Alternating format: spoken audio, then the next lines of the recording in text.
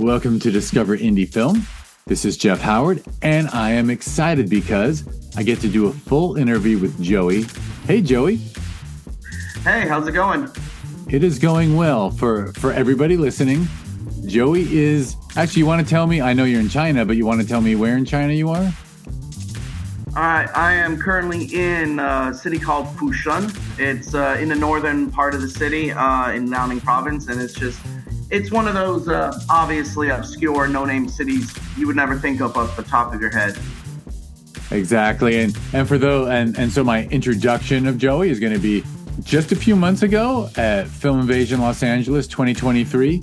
We showed Joey's really beautiful music video, A Beautiful Escape, and A Beautiful Escape won Outstanding Music Video and Outstanding Performance in a Music Video for your lead performer, Hayley Wen. So congratulations on the awards. And at the end of the festivals, an email goes out saying, hey, anyone who wants to jump in on this podcast and have fun and share your story and your creative story is welcome. And so I like this fast turnaround, actually, because we did a Zoom Q&A for your music video's appearance.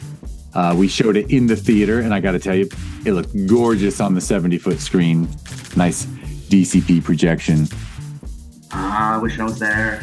Yeah, it was so beautiful, and we're in a really nice theater. Film Invasion Los Angeles rents the Look Cinemas in Glendale, which means I got to watch it in a leather recliner where, like, you hit a button and your legs go up. So anyway, but so it's pretty cush. But anyway, it was great to have the film there. And as I recall from when we did the Zoom Q&A, it was just, I remember something really funny that we shared, which is you named the city and you said, yeah, it's kind of, I don't know what adjective you use, but something along the lines of it's not a massive city like Beijing or Shenzhen, but then like there's millions of people in that city. Oh, yeah, it's it is a large city with a small town lifestyle. It's the city I'm in is the population is a couple of million, but it's still considered a small city in comparison. And it's got that small town lifestyle where there's only like one Burger King, one IMAX. It's kind of bizarre because you have to look at it from a couple of different perspectives to really see the difference in comparisons when you use a choice of words like that, like calling it a small town. For sure, I understand, but I get it. It's all relative. Yes. So anyhow, and it's super interesting. I'm looking forward to hearing the full story of how you ended up in China, because you're an American person. So. Do you want to share? Oh, by the way, A Beautiful Escape. I hope people get to see it. I don't know. It's not online yet, right? It's online, but it's unlisted. You can only see it if you have the link. Just because it's still submitted into other festivals as well, and some of those festivals will say, hey, some of their rules say they can't be publicly available.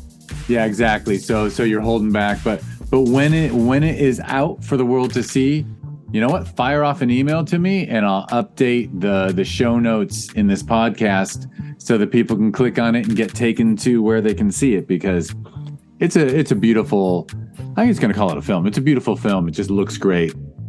Oh, thank you. And love the story. It is a great ride. It's a great trip. So anyway, I let you know I was going to ask you about your creative life story, how you got into the creative arts and interested in filmmaking and film and video. So when did that journey start for you?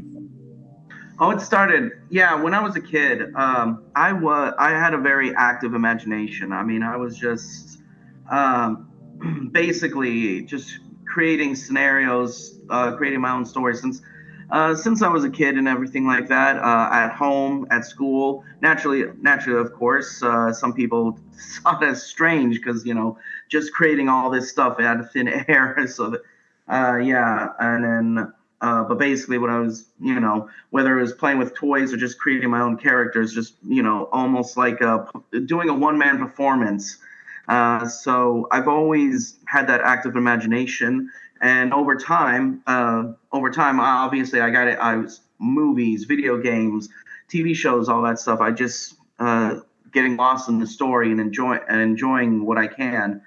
Eventually, as I got older, I at first wanted to being an actor. I had an agent, and I was getting some jobs being background extras and stuff like that. And then one day, I was an extra in the film Rushmore, where I got to sit by Bill Murray.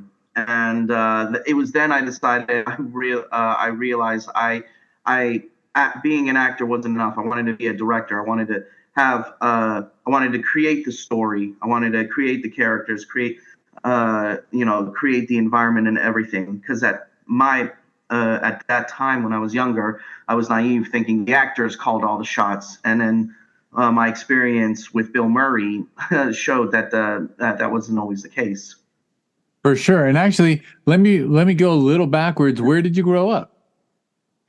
Grew up in different cities. I didn't really have a hometown, as you call it, but the most consistent places I stayed was between Los Angeles and Houston. So both very polarizing environments. I spent like my childhood years in Los Angeles, and I spent my high school years in Houston, and then fluctuated in between. And then I was back in Los Angeles before I came to China. Got you. Yeah, yeah. Very different cultures, LA and Houston, huh? Yeah. So it rubbed off, and it rubbed off of me. Both have. So I'm hard to put a label on me. Understood. Understood. And that must have been pretty exciting, working on a film like Rushmore. It was, but it was also very eye opening for me. It was yeah, basically an educational experience. That's when it was that experience that made me realize, like, I got the whole idea wrong. Actors do, depending on the actor, they can have a lot of call of shots on their characters and everything like that. But I realized it was being a director, a writer, and everything like that. That has the chance to actually let the story breathe life into the story, bring the imagination to life. And my experience was I was in a scene where Bill Murray was talking to the director. I was there while Bill Murray was talking to the director, and he had all these ideas, and the director pretty much shut them all down.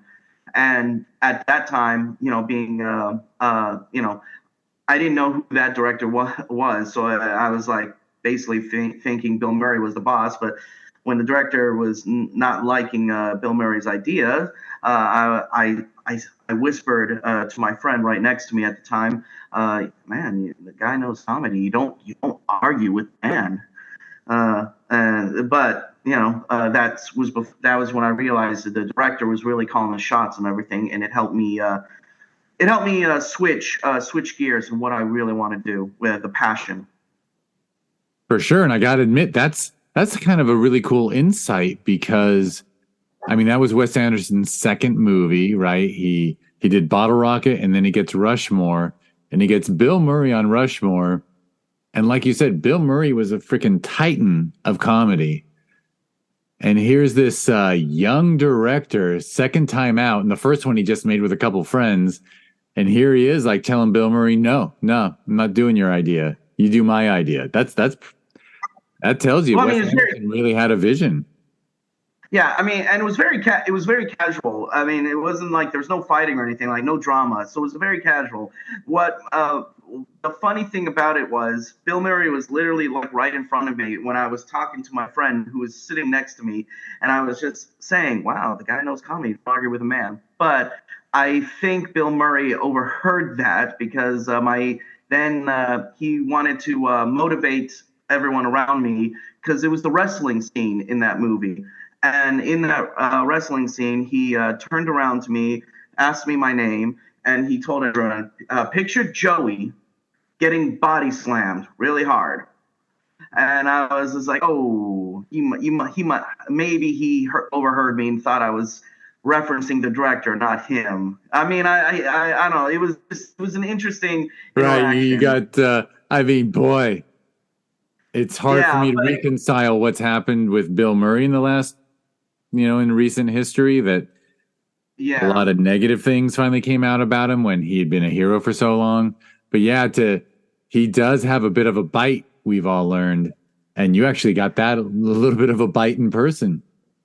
To be and to be fair, I'm not one of those. I was never one of those people who said, "Ooh, can I have their autograph?" or "Ooh, take a selfie." It was like, nah, it was just the experience. So I always took that as, yeah, that's a story I can tell forever. I'm good. I don't. That's my autograph right there. But it was an interesting, and that was it. It was, but there was no malice or anything with that interaction. It was just, when when I did whisper that to my friend, I did happen to also see Bill Murray's eyes, uh, you know, uh, not directly towards me, but his eyes did turn towards the conversation, and my mind was like, "Oh God, please don't think I was talking about I was taking the director's. I was actually taking your side because his idea was funny. I liked his idea. He had this really funny idea. He was telling the director, and the director wanted to play it more straight.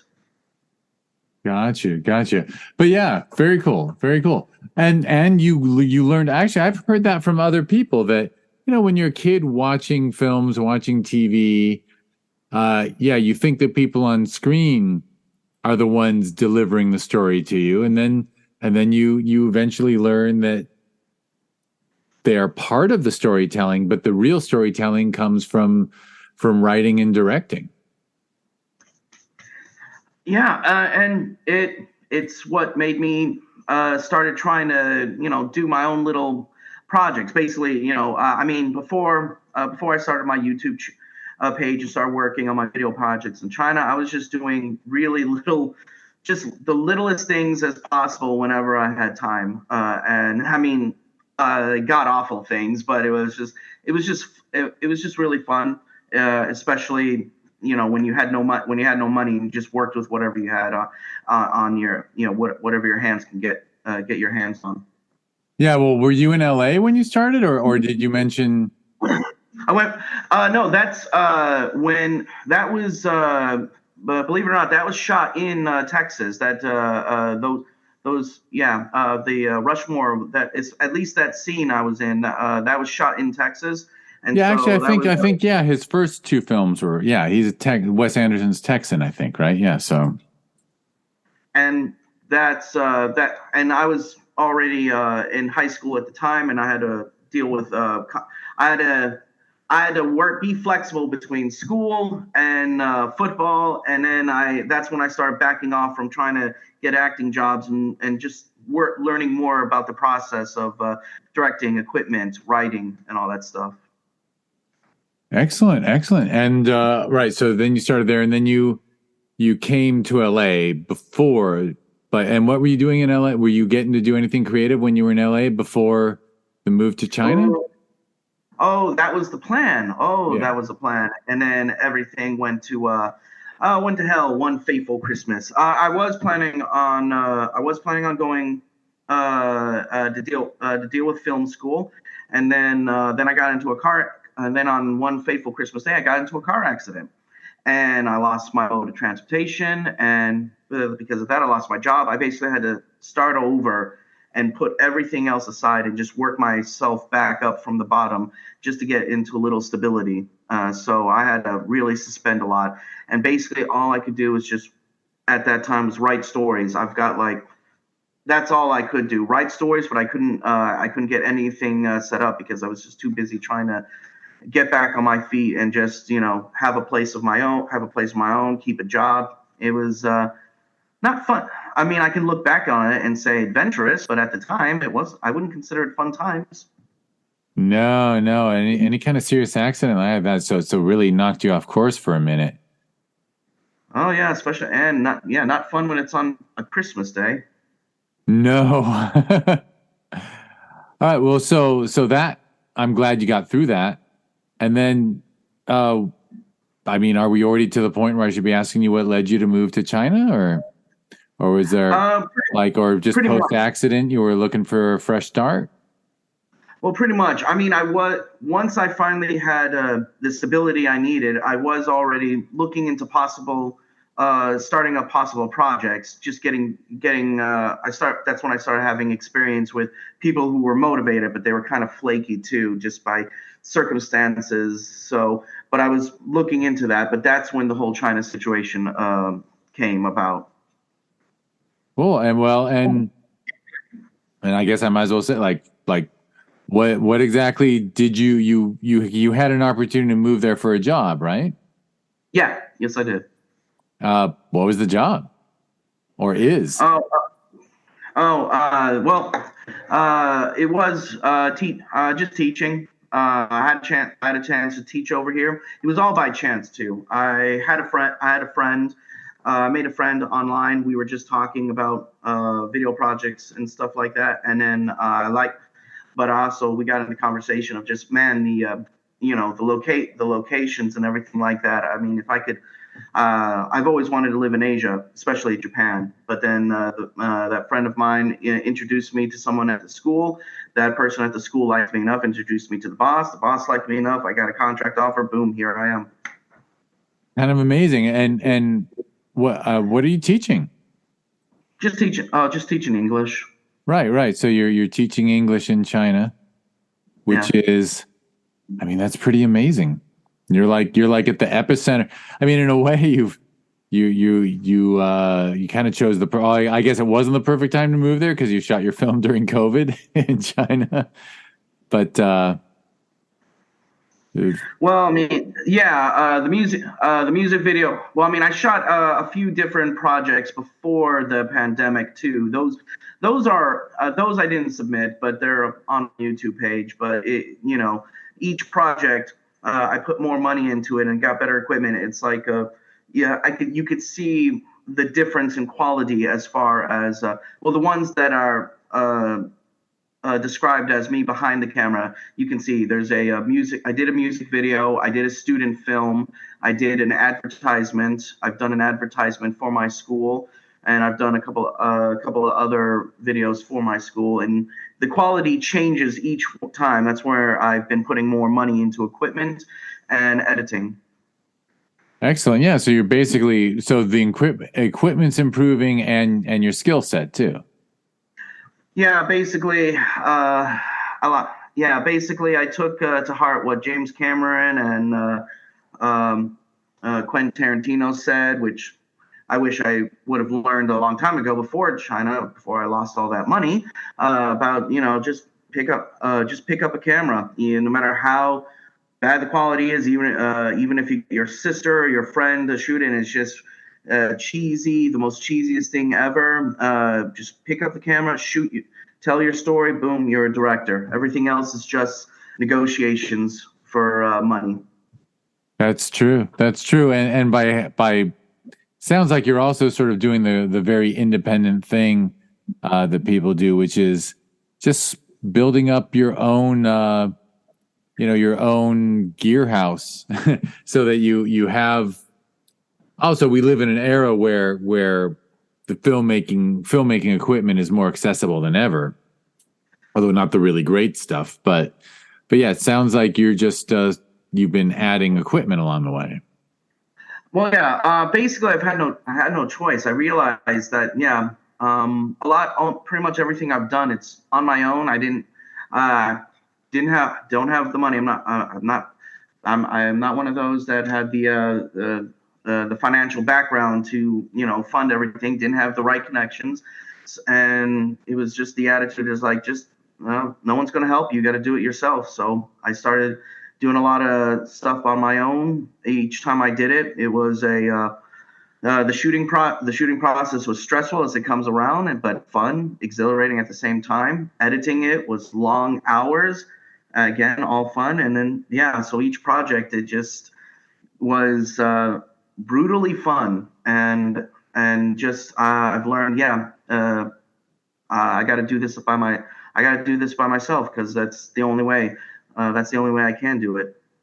Yeah, and I mean, essentially, I like how you said brutally fun because it's it's a brutal, painful process, but it's also really rewarding. Oh, so rewarding. It was especially rewarding, as you said, the music video and the film I did shoot was during the pandemic, and that was not fun, very stressful. And then, when I finally got COVID and I was editing everything together, I was like, yeah, I felt like I was on the clock. But when it's all said and done, it's like, yeah, it's just I love it, it is my passion. It's like, well, I'm here for the job, but filming is my passion. Yeah, and I will describe A Beautiful Escape a little in that it's a very visual. I mean, music video tends to be a visual medium, but it's highly visual, and you do a lot with color. And was that stuff that you learned from earlier projects, or did you just do a ton of experimentation with A Beautiful Escape? Because I mean, you and I have both seen the film. Obviously, you made the film. I've seen it multiple times, including at the theater. And it's like, just the visuals are so cool, and you do so much with color, and as well as some of the other very cool shots you got. Whether it was uh, you know fluids, and oil and liquid or whatever. You did a lot of some cool stuff with colored liquids, and then you did whole lot of color changing of the footage you shot. Yeah, my previous projects, I did a little bit of, experiments with changing the colors. But when I finally finished the music video "Beautiful Escape," that's when I was able to my editing software. I upgraded my editing software, and I was able to get all these new color filters, transition, special effects, coloring effects, and I basically, you're right, it was experiment. The whole thing was just like mixing paint, trying to get the right balance, trying to see see how I can change the environment to get what I visually imagined. Right, yeah, because you had something very specific in mind. Yeah, whenever I do start a project, before I even started, I always storyboard everything in my mind, and then once I shoot everything together, then I find the right music, and then I take all my footage and the music and try to get them in sync with each other. So basically, when I was shooting A Beautiful Escape, I found the music first, and so that was the one occasion or the opposite. And then I storyboarded everything in my mind, and then I had all this footage, which took hours to just try to sync up with the beats and sync up with the visual ideas, and that took. I would find myself starting like at 7 o'clock at night and calling it a day, or calling it a day at 4 o'clock in the morning, just by trying to get everything synced up just right to feel like it all flows smoothly. And were you doing that like while you're working too? Like you're teaching English during the day and doing close Yes, to an yes. all nighter? Well, the shooting took on my days off, so I used my days off to shoot, and editing. That was during work. So as soon as I'd finish work, I'd go home, and then I just hit right into the computer and start working on the video. And sometimes I would stop myself and realize, man, you haven't eaten at all today. You gotta. I mean, I get so lost into it, and I feel nothing. I feel good, but I realize, better take a eating break at least. I'm glad. You got to take care of yourself, sir. You gotta watch out for that. But I totally appreciate the dedication. Yeah, I mean, it's just that's just how much passion I am. I love that. I get so locked into this, and I can find myself working on this. I've done this with subtitles too. I've taken movies where there's where I want to change up on the subtitles, and I can work all day and night on it, and that's even more that is even more meticulous when it comes to editing. So yeah, it is very rewarding, but it can be a bit obsessive, unhealthy if I don't look at the clock and realize. I know plenty of bosses would like, hey, I like your work ethic. Come over here and put in 12 hours. Heck, that's why they love recent college grads in Silicon Valley and whatnot, right? They work them to the bone. Yeah, the only difference is I like being my own boss. Exactly. Yeah, it's a lot more rewarding to burn the midnight oil for your passion project instead of, a report you got to get Yeah, done for work.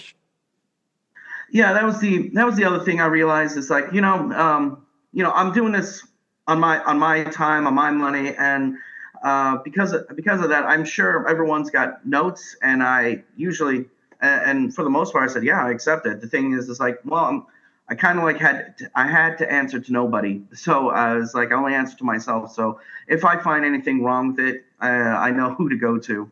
But yeah, so for the most part, it is rewarding to just go at your own pace. And it's just me. I go full, megaton on it when I get into the zone.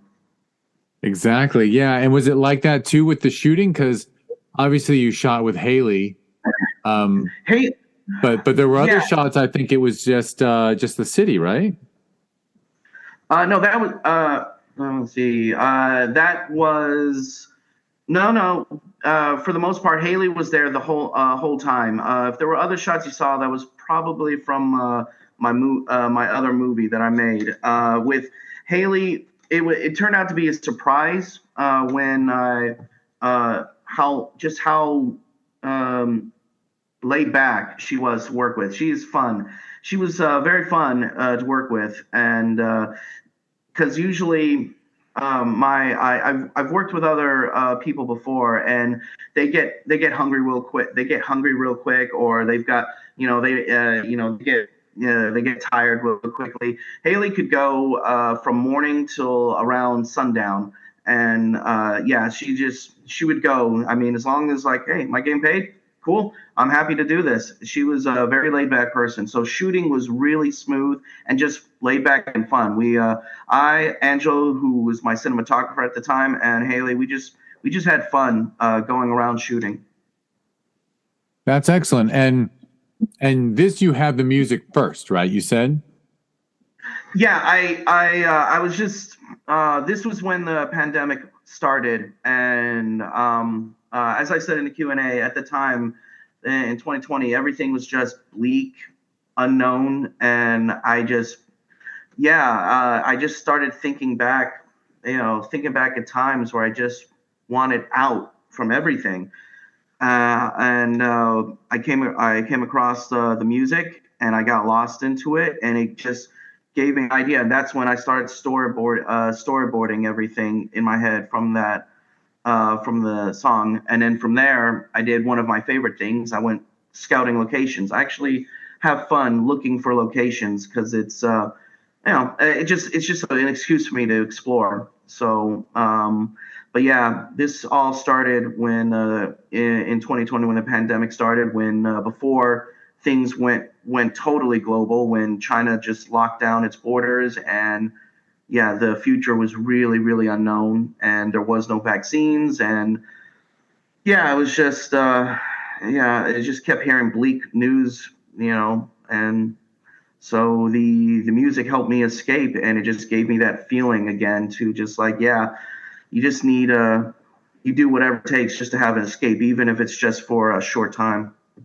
For sure. And you came up with the concept for the video, which is about a new drug helping people touch the sky with a colorful escape. Yeah, And yeah. and did you explain that to Haley, or did you just describe like how you wanted her to move through certain environments? Yeah, I explained that to her before she said yes to the project. I just told her it's just going to be like this music video, and yeah, you're going to take some candy and just be happy and all that stuff. Because I had no idea how she would feel. It's like, this is about drugs. It's just about drugs. So once we started shooting, and on there was one shot where she's blowing smoke. That's when I told her, okay, see that, yeah. So basically, this is just a happy pill. This is where The world is going from bleak gray to suddenly everything's colorful. The environment is full of life with trees and beauty and just changing. I told her all that, and she laughed. She laughed at the whole time. And to pull off that one shot with the smoking, it was her. We just got a vape. We just got a vape for her, and then had to get try to do our best to get the right shot of her vaping with while speeding up the film to get that really good slow-mo effect. Yeah, that I mean, slow motion smoke. Yeah, you got the timing perfect. And that was, did you do a couple versions of that, or was it you got it right the first time? Yeah, because the idea, because that was my other idea. That was kind of like the hook I wanted. You would take the pill, which was just don't. Well, I mean, yeah, it was just a jelly bean. I just went to the shop, got a bottle of jelly beans, scratched off the label to make it look as ghetto as possible, and then it was just this sour jelly bean. And the hook is like you chew it, and then once the drug kicks in, everything that solid becomes a gas, and you can blow out the smoke. And when we were doing that shot, there was a couple of shots, but since it was Hayley's first time vaping, she liked it. She doesn't smoke, but she liked just trying it out. But she couldn't. She got the giggles, and so there were a couple of shots that were perfect, but then she couldn't help but laugh. And so it's like, so that shot that's in so that shot that did make it in the music video, that was like the third take, because the first take was perfect, but she smiled the whole time and it was too goofy. And then the second take was also well done, but she coughed a little bit. And so that kind of ruined the shot. The third, so that was, you could say third time's the charm, but the first two takes were ultimately better. So it kind of broke my heart. I couldn't use those shots. Understood. But yeah, look, you can't control all those things, right? It's someone breathing smoke into their lungs and they're not used to it. No. Plus, again, because we were all on our, there was no, I was paying for the whole thing and we were all on borrowed time. It's not like, all right, we'll just come back and redo this shot the next day. It was like, no, we all got things to do the next day. So it's like, we got to take what we can get. And didn't you tell me also that at the time you weren't supposed to be out? Was it during lockdown, or was the city you were in wasn't locked down? No, the city wasn't locked down at the time of shooting. This was at the time of shooting. This was before everything went crazy. This was at the time of the Delta variant, and at that time, China's strict policy actually made it easier to go out because it was strict enough to where it was a little bit more flexible. And the city I'm in, it was actually one of the safer cities where we had pretty much no cases up until the end of 2022. And so we had a lot more flexibility just to go out to do the shooting. And where we were going, it was pretty open. It was pretty open space to the point there was no restrictions of just walking around there. But we shot at one park, and then we shot at one neighborhood that was pretty much closed down, and then we shot by a performance arts theater in the back, and all those places those were like open public places. But most of the time, right? At least I did not have a chance to rewatch it before we chatted, but most of the time she's quite alone out on the streets, right? Yeah, and that is because of the locations I find, scouting locations. It was most of the time she was alone. I was lucky to find those areas. The area. There was an area where there's a performance art theater, and there was a lot of tall grass and fields. That area was always empty. It was just an empty lot. It's gone now. They took that down. I was like very lucky. I was like, I'm glad we shot there. The park we're at had people, and so basically, it was about timing. It was just about timing, seeing who was around and who was not around. And it was like, all right, nobody's here. Let's get in and shoot. It was guerrilla shooting.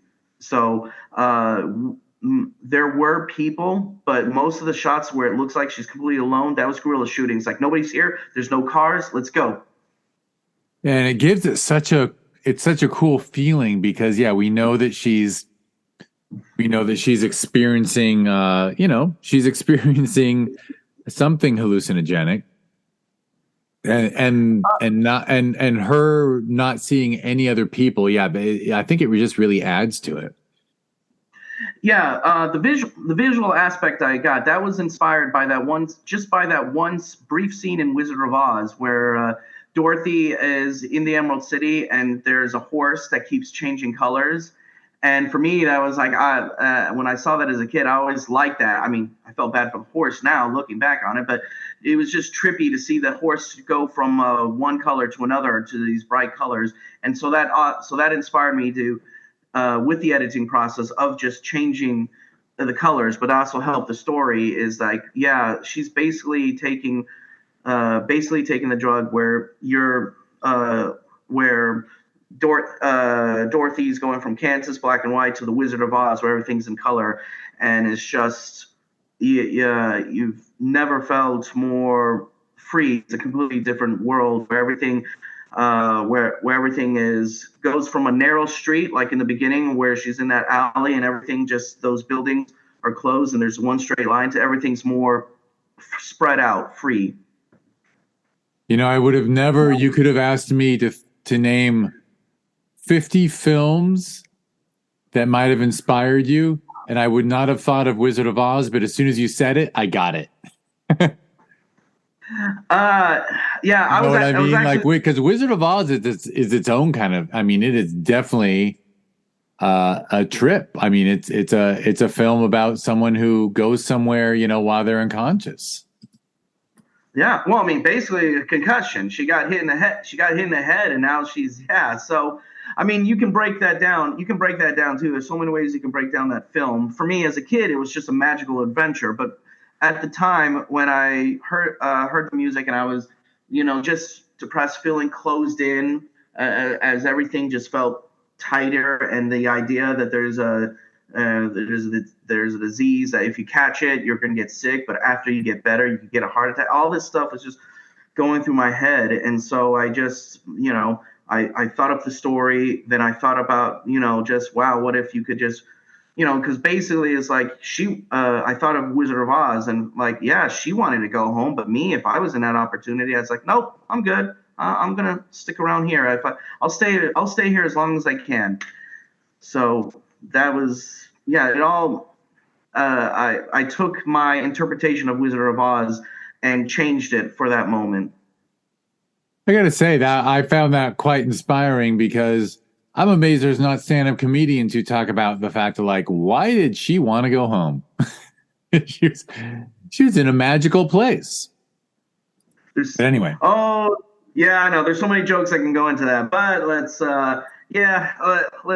try to keep this as PG as possible. for sure, and we'll get back to your story. Well, and how many days did you shoot it for? All right, for the days of shooting, it took 4 days spread out in 3 weeks. Like at the time, because also whenever there was a case of COVID in a city next to us, then the city wouldn't lock down, but basically schools would be canceled and there'd be a tighter restriction. We'd have we'd have to take more days off from our jobs, and so that's when we took advantage of it. So for 3 weeks, we shot 4 days worth of footage, and then it took an additional 3 weeks of editing. Nice, nice. So it actually you went from concept to completion. Well, not a lot of sleep, but you got it done. That's on me. I mean, it was like no one was pushing me to get anything done. I was just so into it. Plus, again, it just felt good because at the time, the way the world was, and then hearing about the riots back in America, and then finally Delta just going everywhere, and yeah, it was my own personal escape just to deal But I have to give full props to my cinematographer Angela at the time and Hayley, because they were willing to go as long as they could. I mean, Angela needed to eat, but Hayley was like she was a real. I wouldn't even say trooper. She was just a real. She's a real natural. She just has a natural talent to just to work with, and it's just fun. That's excellent. How did you meet Haley? Was she just a friend or a coworker, or did you cast it? No. She was a friend and coworker. She's done some work before for her own outside, like just little side gigs, mostly just to help businesses and stuff like that. But I just asked her, hey, we've got the time now, and it's still pretty safe to shoot. Do you want to help out? And it's like, don't worry, it's going to be completely professional. Don't think of this as just like, oh, some TikTok video or just some huge, doyen video. Like, it's going to be professional. You'll get paid. And she just cool. I didn't even have to she negotiate. She just needed to know which days, and to see if she's available. And yeah, she was just very cool about it. There was one day we had to cancel because of weather, but she was totally committed. And it was fun. Like I said, she's very natural to work, natural and fun to work with. Like anyone who has who would like to work with her, they won't regret it because it's just fun. Excellent. Sounds like when you're ready to do something again, you'll probably ask her to be on screen for you again. Actually, yeah. When I was doing my other project, my movie project, I did ask for her help, and at that time, her schedule was too busy, both at work and in little side gigs. And so I was like, all right, well then I'll just move on. I'll find other people for that. And then one day, a month later, while I was in the middle of shooting of my movie, she said, "Hey, my schedule's changed. I'm free up. Do you still need me?" And at that time, because I had such a great experience with her the music video, said, "Yeah," but I casted everything. So, but I really do like you, and this goes back to me wanting to be a director. Is like so. I had everything set up, and then when she became available, I had to create a character on the spot, just to fit her in, and not just once, twice. I had to create two characters because I had such a good time working with her again on that movie that I needed her help to help deal with timing and editing issues, to where it's like I had to create another character, and she just came in like that. Again. We had fun. She had giggles all day because of one line, but for the most part, working with her was awesome. But it also helped me realize, as being a director, this is one of the reasons why I wanted to be a director. I can take the story that's already set, and I can make the adjustments I need to create on the spot. And she's someone I would like to go to again, like Adam Sandler goes to his friends. I was like, I have an idea for another music video project that she would be perfect for. Excellent. Very cool. And so now that you've gotten a beautiful escape done, do you have like a list of things you want to make? Yes, I mean, finished Beautiful Escape. I finished my movie. Yeah, when you say your movie, is that like how long is it? The movie Exodus. Yeah, that movie was. Oh yeah, Exodus. Right. This is a bad thing to say on the podcast.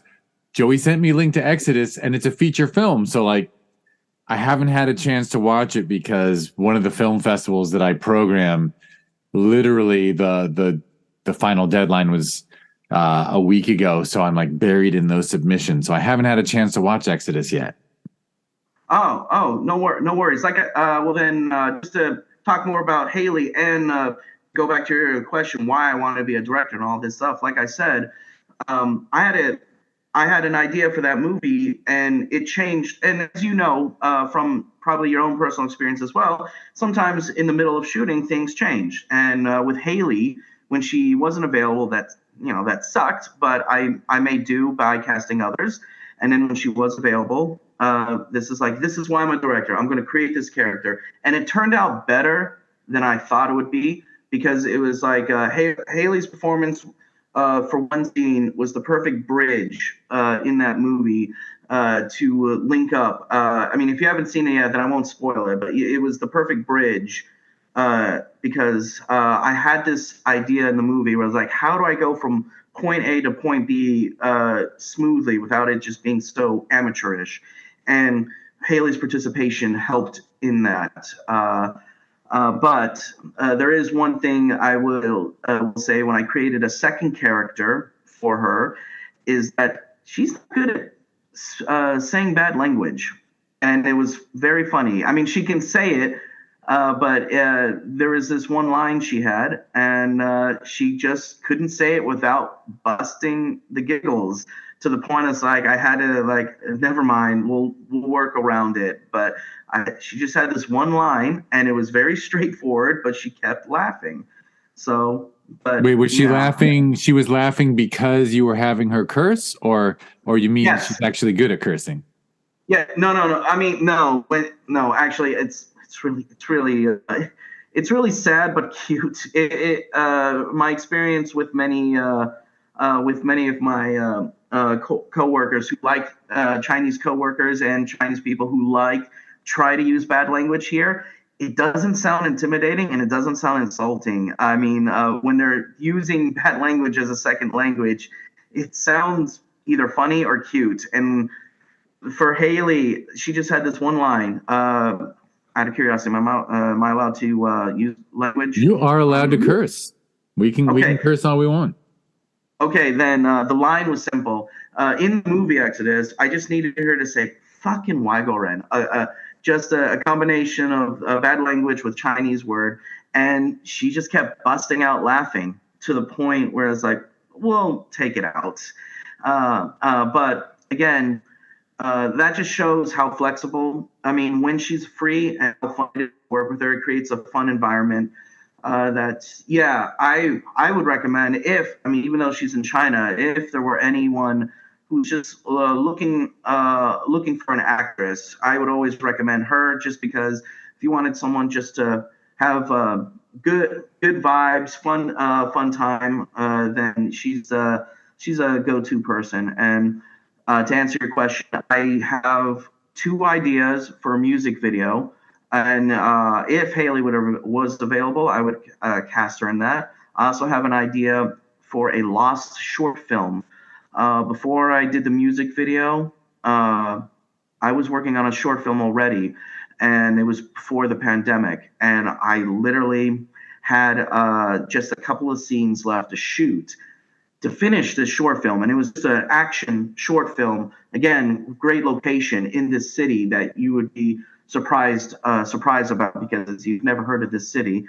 And that I would like to try to redo that again, because when back in 2020, I lost all the footage, all of it. It just it all died, and I was heartbroken because I put in a couple of months work into that short film, only for all the footage just to be lost.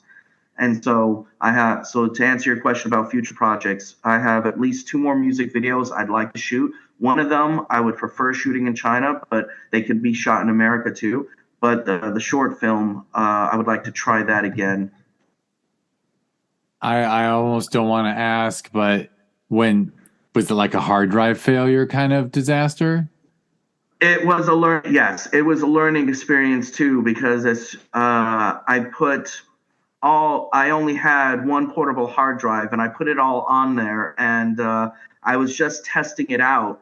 It worked fine on the computer, but I wanted to test it out to see how it came off on the TV. I plugged the hard drive on the TV, and then as soon as I unplugged it to start working on it on the computer again with some editing, it wouldn't load up. It was unreadable, and so I was just And then that's when everyone said, well, why'd you only save it to one hard drive?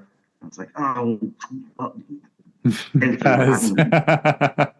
Yeah, Look, I understand. By the way, I'm with you. I have all my work stuff backed up, like multiple backups with online and like, a second hard drive. But for some reason, I let for like half a year, I had all my personal photos on one hard drive, not back, and my backup hard drives were full. So I'm like, I'll get more backup hard drives soon. And then I heard a grinding noise and I lost like 10 years of photos, including like trips around the world I did. So, whew, I understand. Everyone makes fun yeah, of you when you lose stuff to a hard drive failure, but it happens to most of us at some point. yeah. And like I said, there was a couple of days of mourning, and then I was like, right, well, it is what it is. I've got to move on. I got to figure out what to do next. But I've learned from it, and yeah, now my home is full of portable hard drives. I mean, when I had a beautiful escape, it was on all the video footage and audio files were on 3 different hard drives backed up, just to make sure on my computer, on a hard drive here, on a hard drive there. I did that. Same with Exodus, same with everything now. So it's like now it's not a matter of do I have the files. Like now it's just a matter of which hard drive. I got to start labeling hard drives to know what I have on it. Excellent. Well, I'm sorry it happened to you, but I imagine when you get around to reshooting or revisiting those projects, you'll make them better than ever.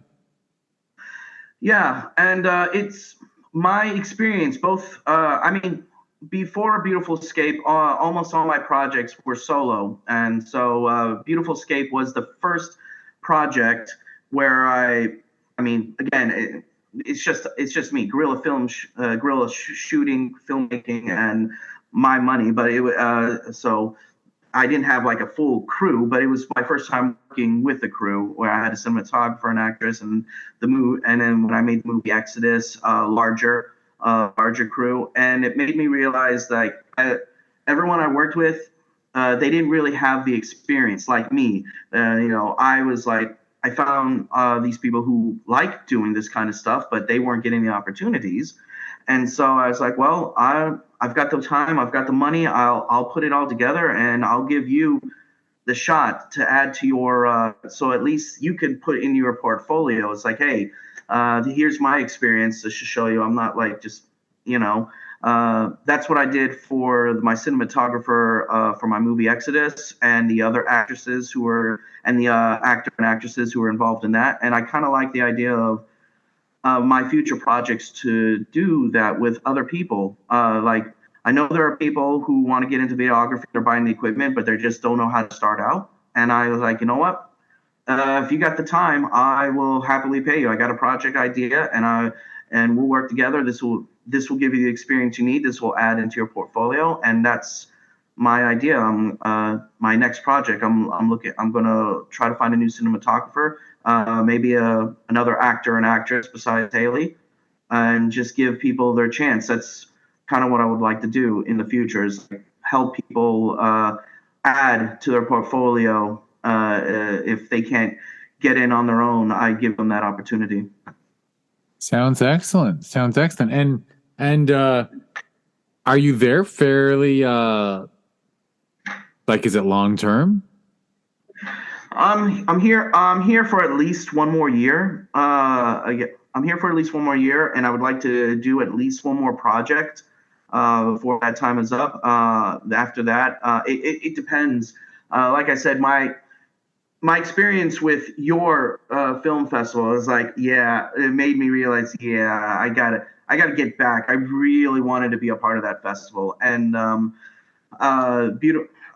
my experience with Exodus and Beautiful Escape. The Beautiful Escape has once again was submitted to other festivals, and it just got selected in another festival over in England, and it made me realize, God, I wish I could be a part of that. So part of me is like now thinking, okay, I have ideas, and I do want to work with more people, and there's a lot of people in America, at least, that would like to, be given a chance, whether it's acting in front of the camera or working behind the scenes.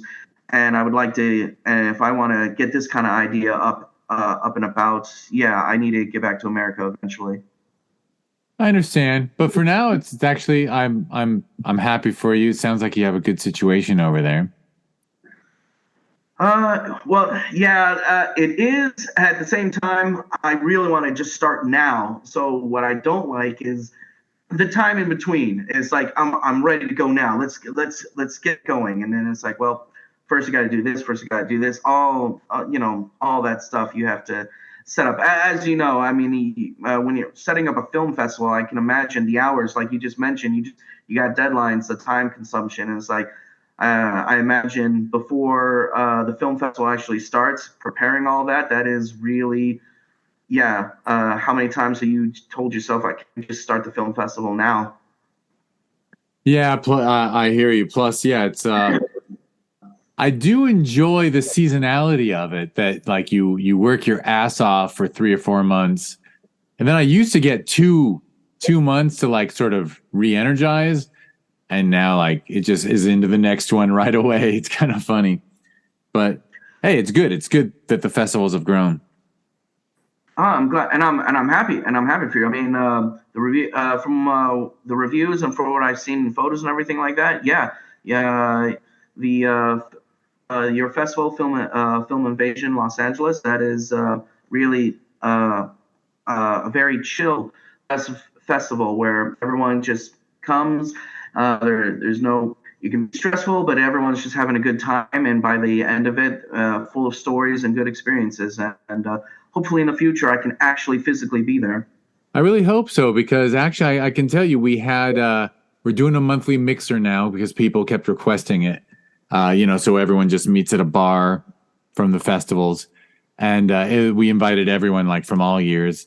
And like I found out some people who met at Film Invasion LA in June, they're already collaborating. They're like they met at the festival, they liked each other's work, and they're collaborating on their next thing.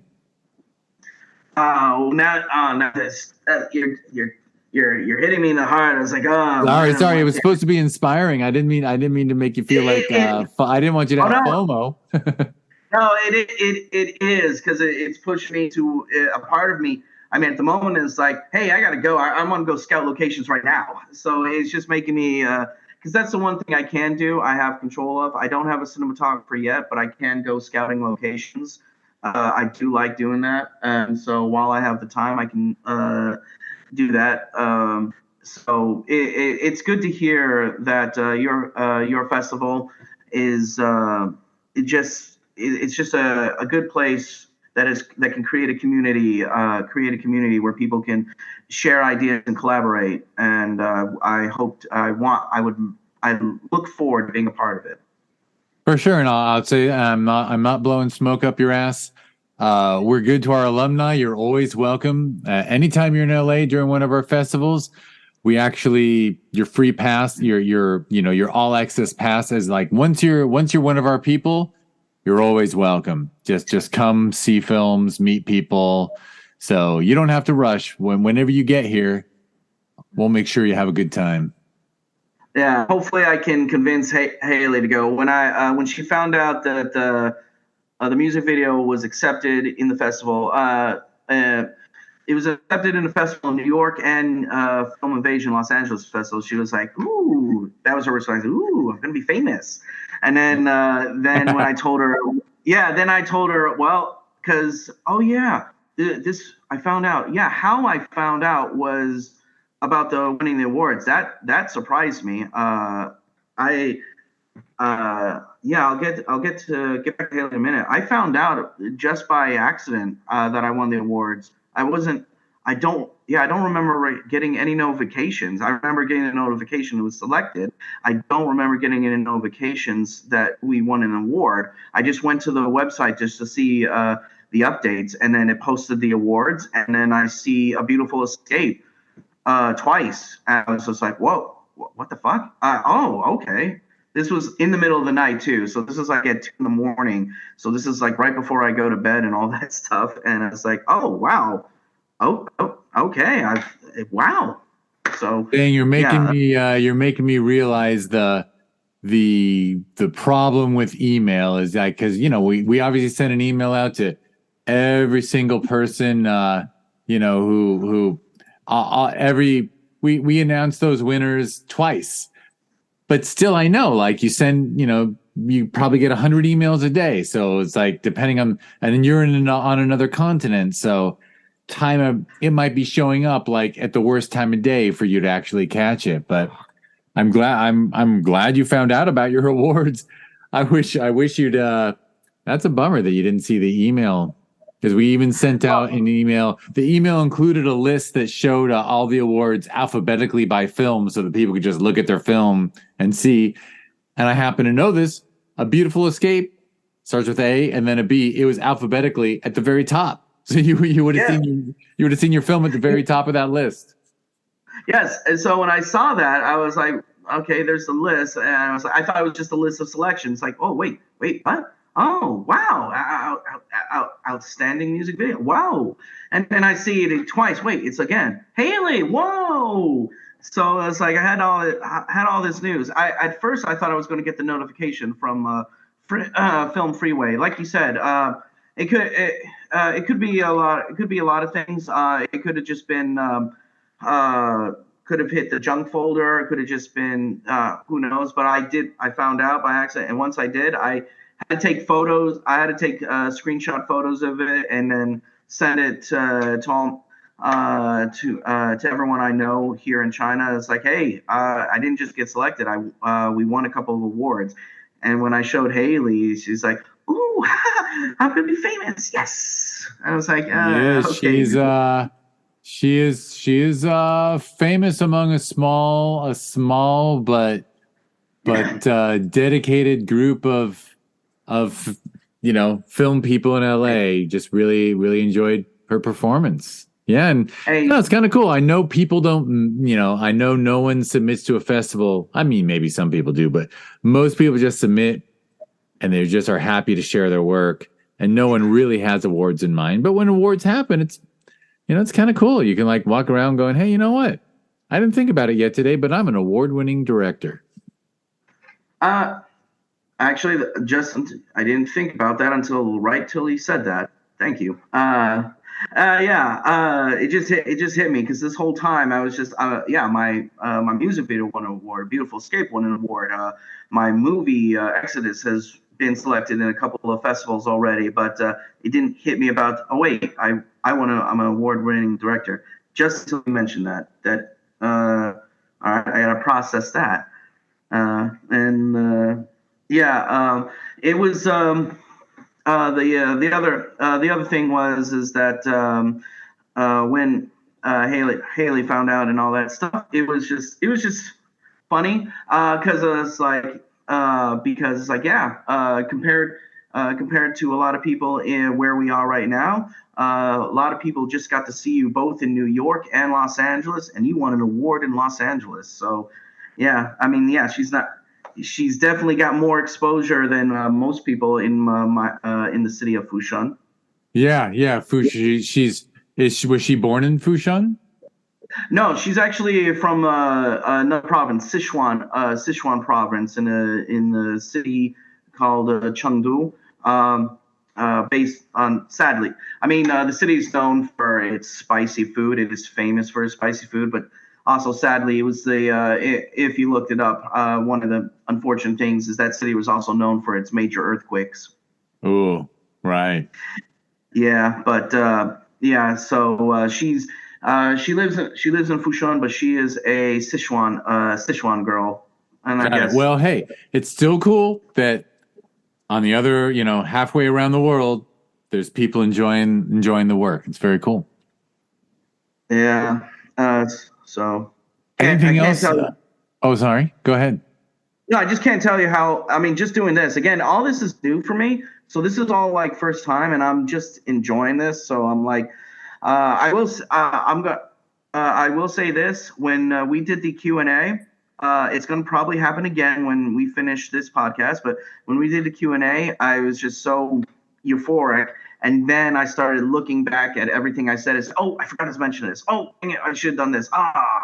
and I'm probably going to happen again because it's just I'm having such a blast right now. So I mean, right, isn't that how life goes? Like, as soon as you're done with something, you know exactly how you would have wanted to do it. oh yeah, It's so I always can't wait after to the kick my fact. yeah I can't wait to kick myself when this is over. Every time I lose at tennis, I think the next day I'm like, okay, that strategy would have worked. But yeah, what are you going to do? You don't get it in the moment. You get it the next day. I understand.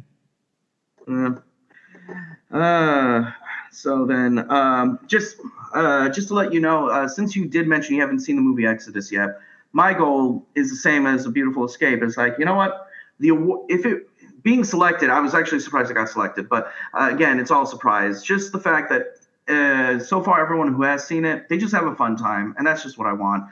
It's not about being famous or making money, because again, I did it all on my own, and I'm going to keep doing things on my own if that's the way it has to be. And it was just, I just want people to have a fun time, and hopefully when you do see it, you'll say, well, that was a trip. I mean, and everything else is just icing on the cake. Well, I'm looking forward to watching it. And I was going to ask, is there before we run, is there anything else you'd want to mention? Well, again, uh, you mentioned High TV, right? In Yeah, previous email. TVHi. Yeah, the TVHi. TVHi. Yeah, they just funny that you mentioned that too. They just Film Freeway sent me a link to them, like I've been invited to submit to them. So I was just like, I think I already did. I'm not sure. It depends on how you feel about it.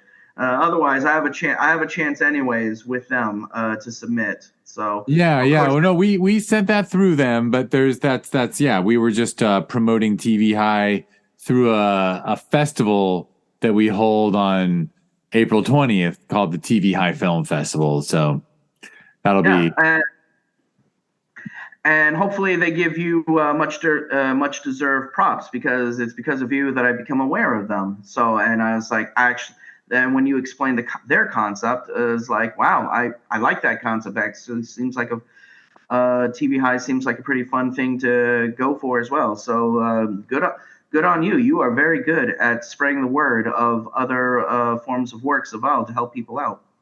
cool, very cool. Well, and I mean, your work feels a little appropriate for TVHi, so hopefully that stuff comes together. Right. Oh, and you mentioned. I mean, I know about timing, everything like that. So you had some additional questions, but maybe it's not necessary because of the time. I mean, time flew No, by. we're good. I'm going to we'll wrap it up. You would when we talked before we started recording, you said as far as the web and stuff, people should look you up on YouTube. But if you want, you can just email me a link to your YouTube page, and then I'll put that in the show notes so that people can like click on it and see stuff you've made right Yeah. there. Yeah. There. I mean, again, I'm not even. I'm not. My goal is just to make whatever projects. I have all my projects I've done behind the camera on the YouTube page, and then I've just done a bunch of editing where I take footage and I re-edit them just for the fun of it. I'm not trying to go for subscribers or be a YouTube star. It's just no. This is all just passion, and it's not even a hobby. This is just my portfolio. I'm building up a portfolio so that when I do basically start my own production company, I can transfer all that there. But for right now, yeah, what it is it's not so much a YouTube page to be a YouTube star. It's basically a portfolio of seeing it. Yeah, which is that's a great place for a visual artist to have their stuff. Yeah. One thing I always do before Beautiful Escape, I always did get a lot of comments for people of the student film I made, which was hilarious. It's called Big Brother, Heavy Brother, but that's a whole nother story.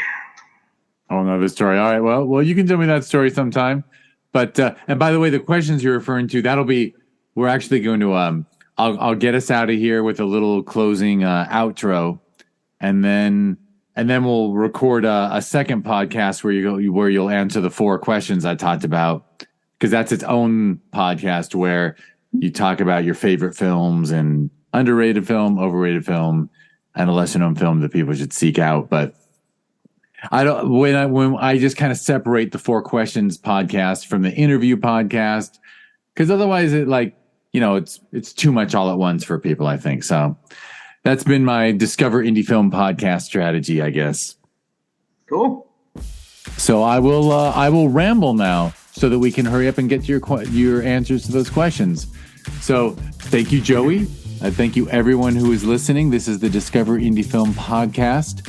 If you want to learn more about this podcast, and there's actually a TV series that was born out of it that's on Amazon Prime Video, just go to discoverindiefilm.com. And on social media, it's at DIFWins. Joey said some really kind stuff about Film Invasion Los Angeles. I'm the festival runner of that festival we hold every June. You can learn more at filminvasionla.com. And it's at Film Invasion LA on social media. And there's a sister festival of it. That's why I haven't had time to watch Joey's feature yet. The sister festival is Sherman Oaks Film Festival, and we hold it every November, which sadly is coming up faster on me than I realized. But you can learn about Sherman Oaks Film Festival if you go to ShermanOaksFF.com, and it's at Sherman Oaks FF on social media. And man, Joey, you helped me do all the work. You also mentioned TVHi.